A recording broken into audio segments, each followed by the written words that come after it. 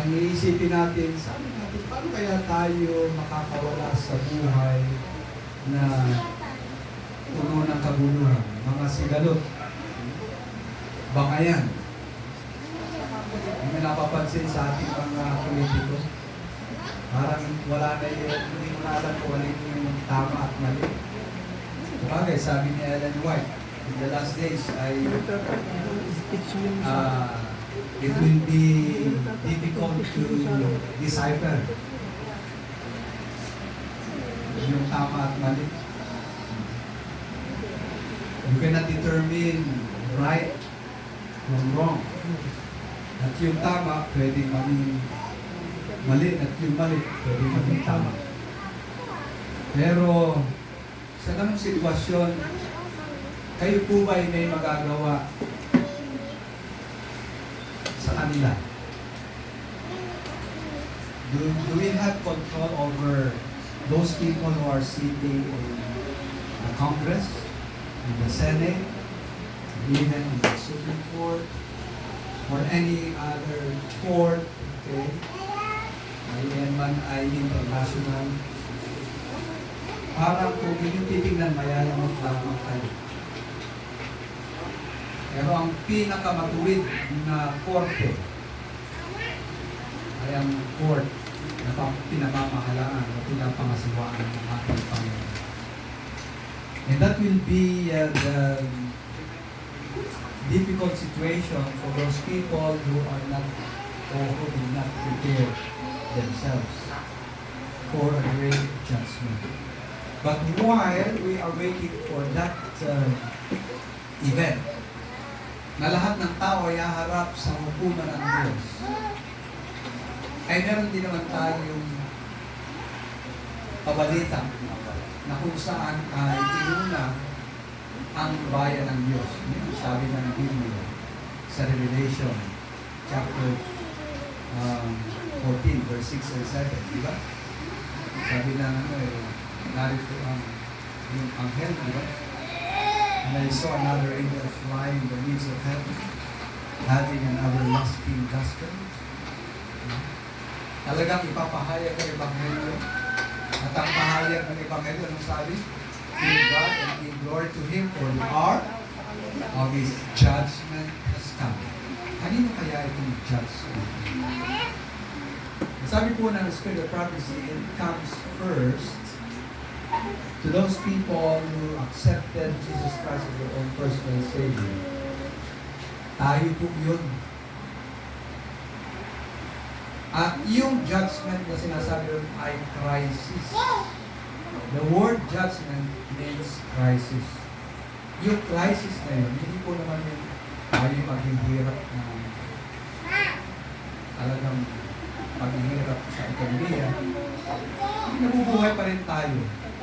Pero yung judgment na ito ay ang sabi ko rito, it's a matter of decision, a critical decision.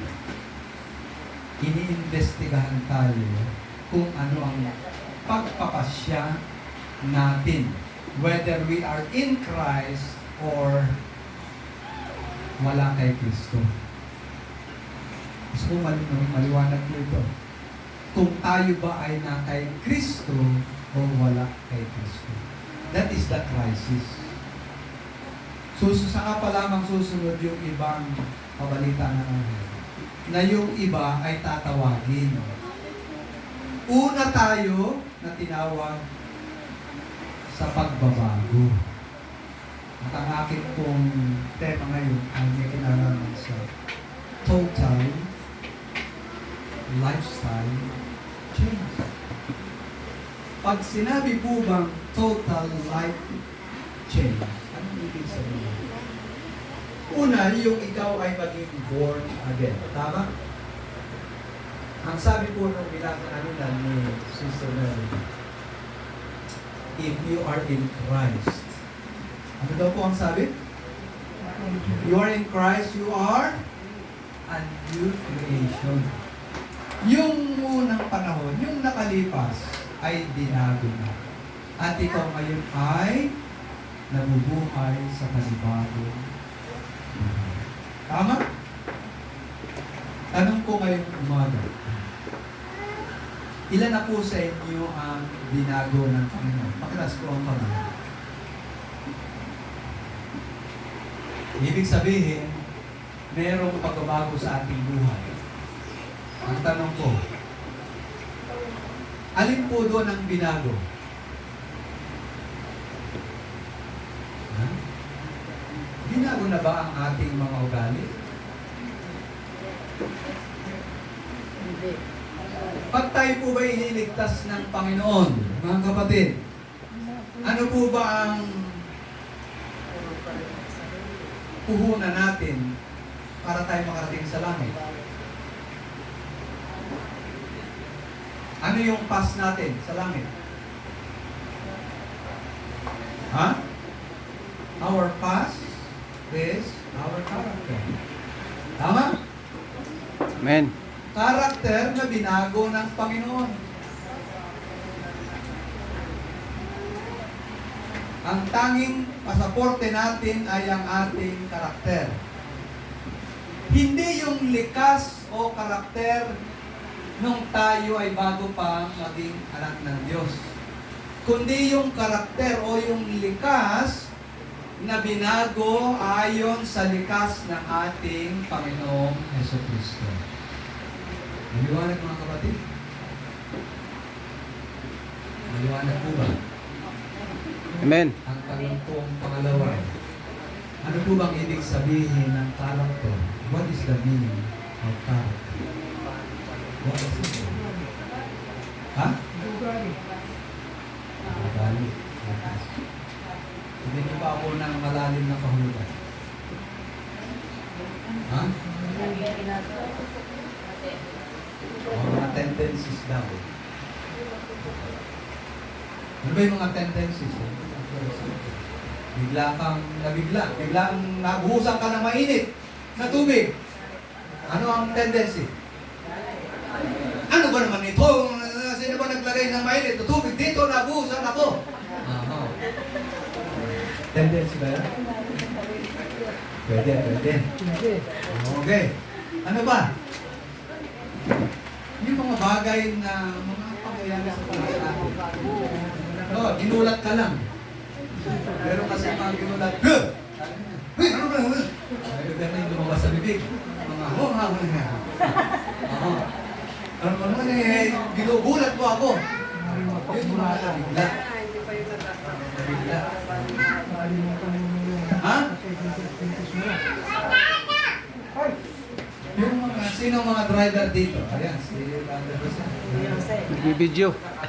Pag ikaw may kinat, Brother Jose, ano ang tendency mo? Galit na galit. Ha? Galit na galit. Hindi muna. Bakit naman ito yung nagkat na yun? Kinat. Huwag mo naman, Galit na galit. siyempre medyo tinabla ka, no? Oo. Ngayon bigla mong habulin. Kakatin. Pag habol mo, dinilisan din naman yan. Oo. Habo lang kayo. Talo. Galit na galit ka. Kanina, sabi mo, meron ka bang magagawa doon sa mga nakaupo sa Kongreso, sa Senado? Wala. Ikaw na lang magbago. May magagawa ka doon sa sitwasyon na ikaw ay kinat. Galit na galit ka. Nag-umuwi ka, hindi mo naman na... Hindi ka nakaganti. Ay, hindi ko yung masama ang loob. Bayaran mo na lang. Ha? Bayaran mo na lang. Oh, balikan ko. What is character? Ito isang meaning ng character. Bayaran mo na lang.